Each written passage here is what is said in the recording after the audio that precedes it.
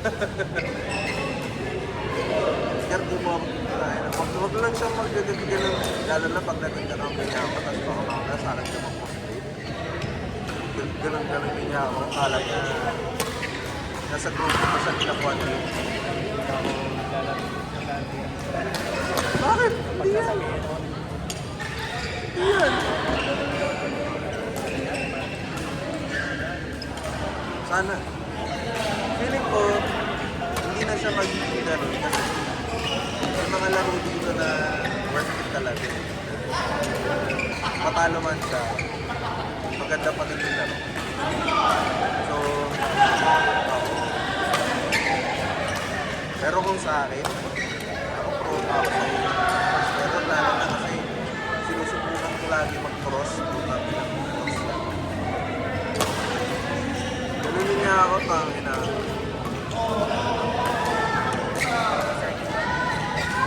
Paligitin mo lalo yun. Snake mo na gusto mo pa mag-bansot.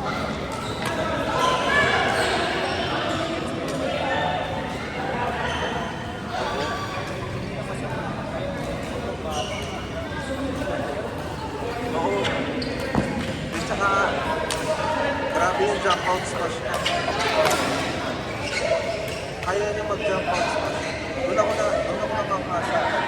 Kasi akala ko kaya niya lang yung normal na jump smash na nakatayo lang. Tinatakot ko siya. Hindi lang ako lakas. Para siyang si Dodi. Mas malit sa Dodi.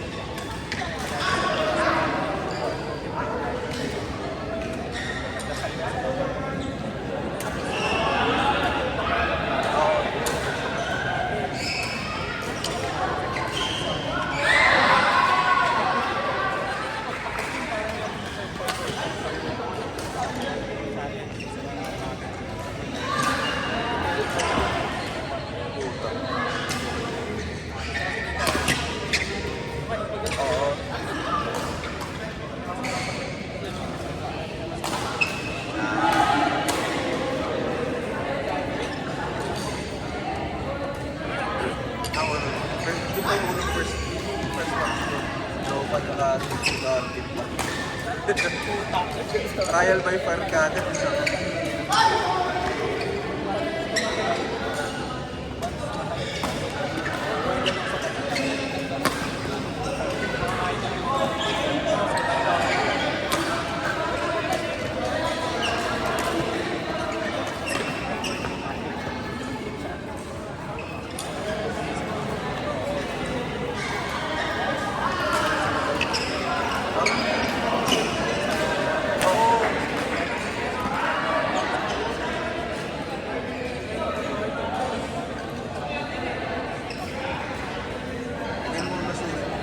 Tingin mo nasa kayangan kaya yung dito at hindi na siya nakakalaro.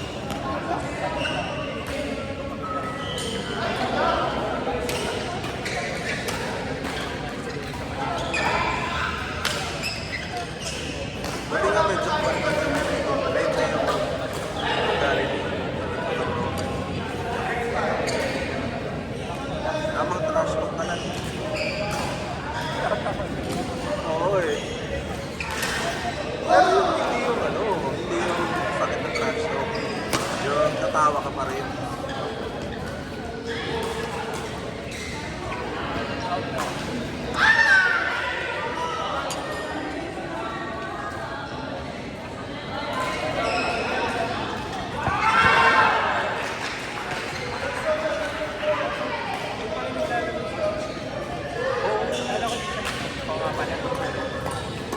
Namaan dito eh. Okay. Sarap. Nagdadala siya ng tuon. Wow.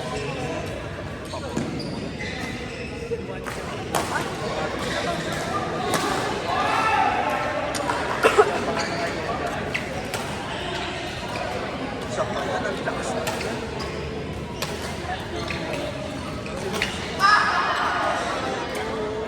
Kayang buwag mo yung ano niya. Yung flat. Pag flat gaming niya. Pag ano, iba yung Uy, ganda naman ng matchup na yun.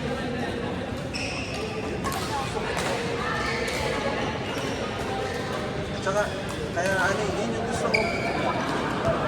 Yung gameplay ko gusto kong gayahin. Kaya diba, yung nagkampi tayo nun, parang pinasumo na dapat sa akin yung pangalawa tas dapat sa akin yun.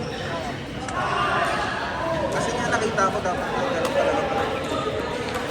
Nakatras ako.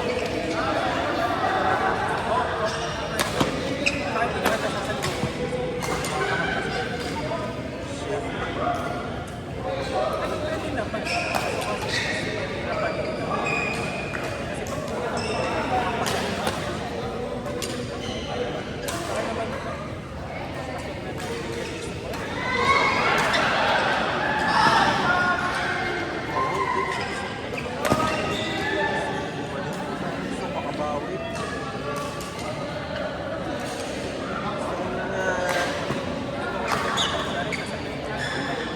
oo.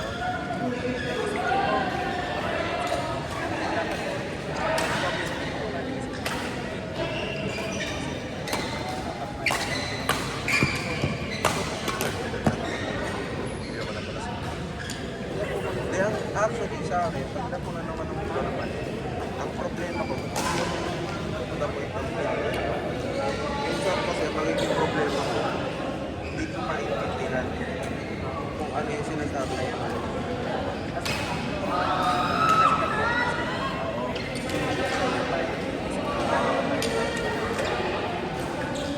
Yan din yung problema ko nung kinapunsa ko nila yung Box Phoenix. Kinapunsa ko ng Smash. Sa Box Phoenix na